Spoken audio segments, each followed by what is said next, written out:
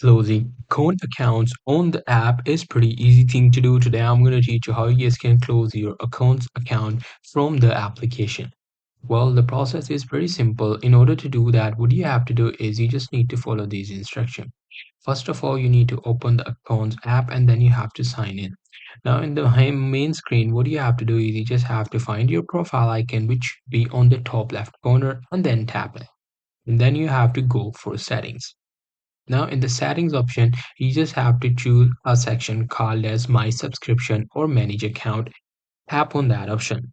You might see a list of your account accounts. Choose the one you want to close. Once you selected the account, tap Close Account and follow on-screen instruction to complete the process. It will ask you for your password in order to confirm if you are the one who wants to delete your account's account. You just have to do that. So that's pretty much it. That's how you guys can do it. Hope you guys find this video helpful.